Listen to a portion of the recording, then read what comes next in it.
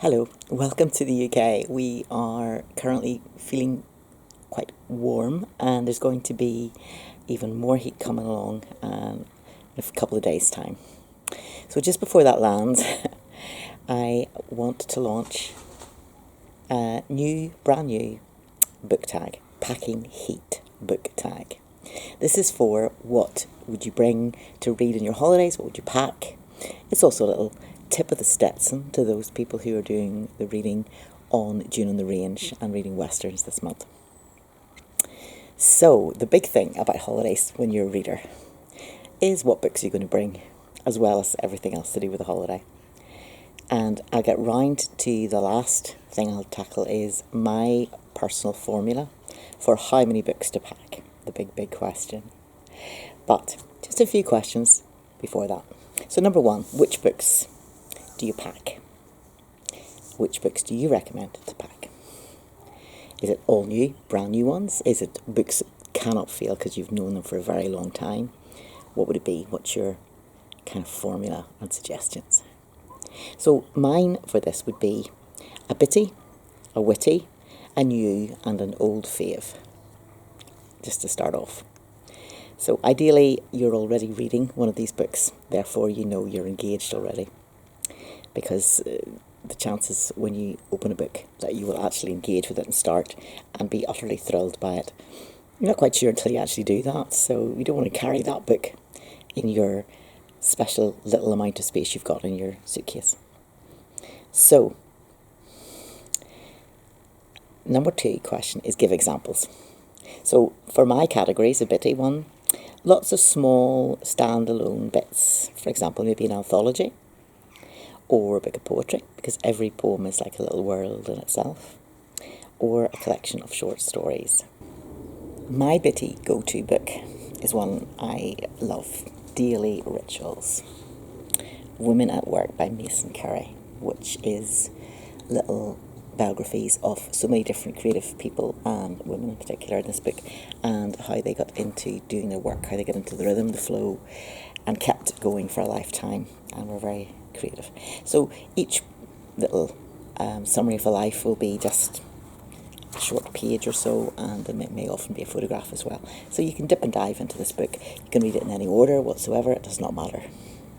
That's why I think, and the character list of course are some of the most interesting people ever, so not boring. And this is my bitty recommendation. A second one, which would also qualify, is the excellent Jerry Salt's Art, if art is your thing. This is called How to Be an Artist, and he has a short little idea and he will give a couple of pictures along with it.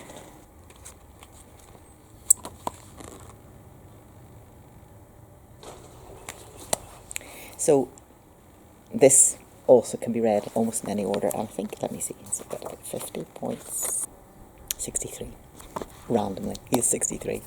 It ends with, you should have a wee dance. These are my bitty bits, lots of short thick pieces. Poetry would work really well as well.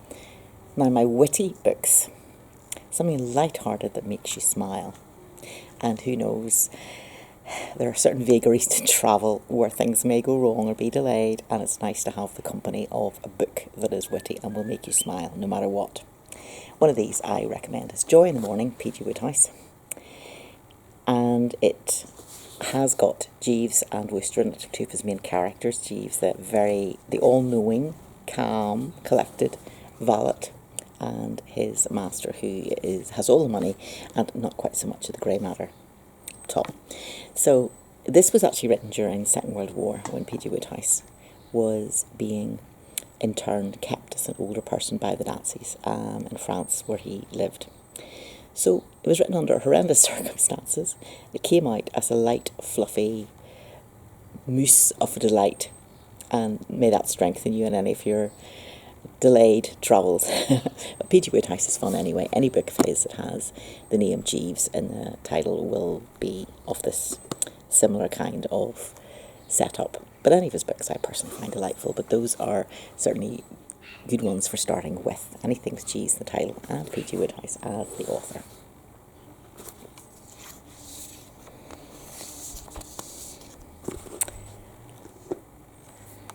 Now, I mentioned new book, something you've thought about buying for a long time, and then you think, I will save up and have it as a treat for my holiday. Ideally start it just to make sure that it actually is worth bringing with you, because all those little amounts of weight are all going to add up, unfortunately, and have to be lugged about. And some ways that you travel, for example, flying, it is critical what the dimensions are of your luggage. I'd also want to recommend that this new book could be maybe a biography of someone who really interests you. So it's new to you, but you kind of know the person. I have really enjoyed recently reading a Trollope biography. This is by Victoria Glendinning. It's a big fat book. Now, this is the thing. If they've lived a big, interesting life, this may be a larger book. And I went on a writing retreat and took with me a book. And I happened upon, in a second-hand bookshop, the story of Clementine Churchill, who was married to Winston Churchill, compiled by her daughter from her mother's letters and diaries, and then with notes from the daughter herself, who of course was around. And it was utterly delightful. And the good thing about a biography, or even an autobiography, is the fact that there is a storyline going through it that keeps you engaged. But you can also put it aside for one moment and know that you can pick it up the next day and the story will then continue, which is what I did for myself on my writing retreat. Whenever I felt that my brain was a bit tired and I wanted to treat myself, I could read for a while and then put it down and then go back to my own writing. So a nice biography could be fun as your new book. And then, of course, we want an old favourite I would recommend. Something that consoles you when things get delayed, or when all about you is turning bad, or things are uncertain as to where your next stage of the journey is going to go, or you can't settle when you arrive, or you can't sleep the first night. Sometimes that happens when you've moved and it's an environment you're not used to. It's a new bedroom, it's got new pillows, and you can't quite settle. Something that you can sit up and read if you have to. Jane Austen, for me, Pride and Prejudice works every time. You'll know what book is your book for this, because it's the kind of book that you think, oh, I remember that scene where this happens, and you go to read that scene, and then you just think, oh, I might as well start at the beginning and read the whole thing. And suddenly you find you've read the whole book. So whatever that book is for you, for me, it's Pride and Prejudice, but an old, trusted friend of a book. Question 3. Do we leave space in your case for books you may get on holiday?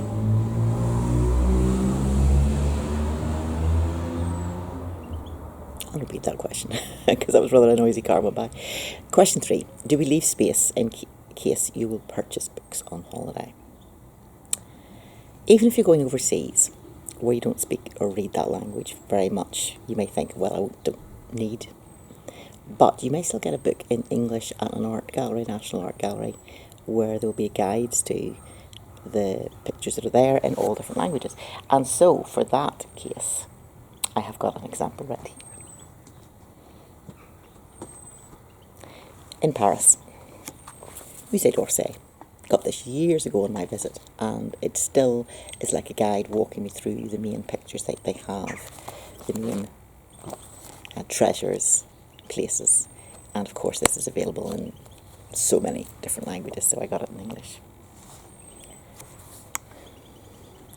And if you're holidaying in a country where it is still the same language you can read, the language that you speak and read in, you need to leave space. If you're really a reader, you need to leave space, because there may very well be books that you bring back. As an example, here are some I got on a recent trip.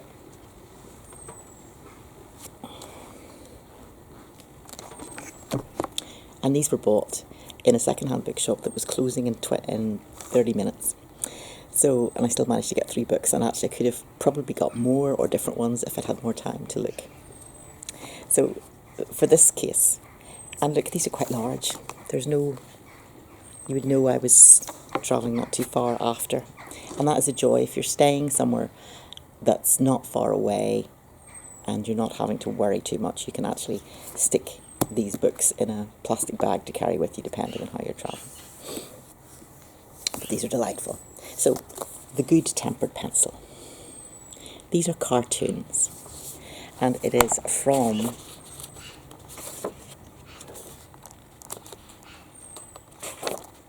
nineteen 1956. So the chances of me getting this anywhere else are pretty slim.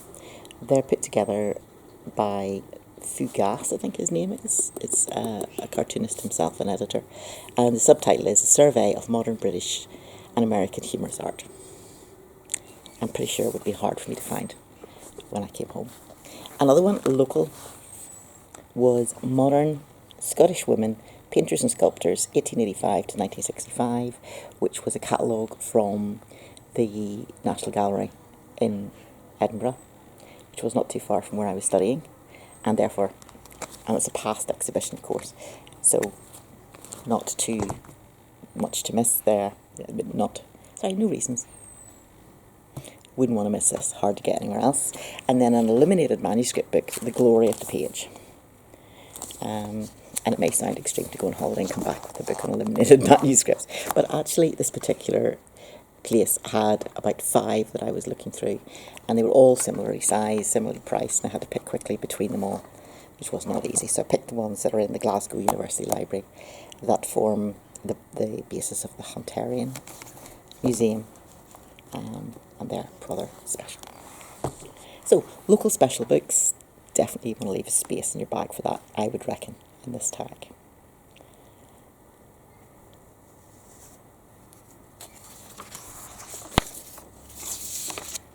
Question 4. What, and here we come to the crux of the matter, what is your formula for calculating how many books to pack? Now, I have just spent time writing this down. I'm not particularly good at maths, but hopefully you're better than me. I've written this down and I read it out. And if you want, you can pause the video while you work out accordingly what your stats would be. So we begin with an estimated figure. What, just off the top of your head, you think would be a comfortable right amount of books to bring to pack? Your estimated figure. What is that? Write it down. Now, for each person you're travelling with, who you really want to spend time with, really want to talk to, subtract 1 book. Next, for each leg of the journey, there and back, add half a book. So that's for each leg of the journey, there and back, add half a book. Okay. If you're a slow reader, take away 2 books from this running total. Slow reader, take away 2 books. Next, how much do you really want to go to the place you're going to? If it's once in a lifetime, take away 2 books. If you're looking forward to it, no change. But if someone else picked it and you're going along, add a book with our sympathies. Now, do all the sums. How much have you totalled? I'm giving you top marks for everyone who has done this. For patience and diligence, I speak as a very poor counter myself. Now, the number of books you should pack is your original estimate.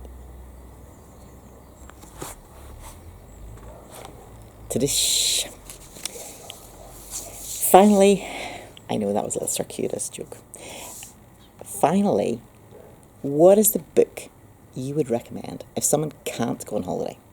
If they can't afford it this year, all their plans have fallen through, for any reason they can't travel, and they're just having what's called a staycation, which just means you're at home during the summer holiday.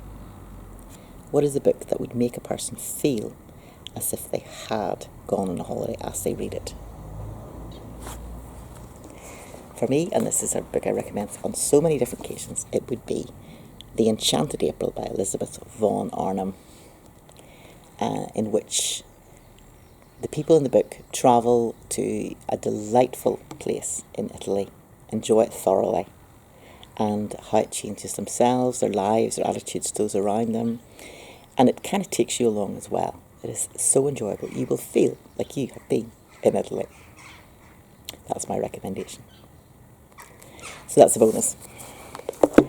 Now, I apply to the collective wisdom of BookTube. What are your answers to these questions? How can you help us all have more fun, pack heat, books, and bring the sunshine to our holiday, wherever we happen to be? Please have a go at doing this tag and enjoy it.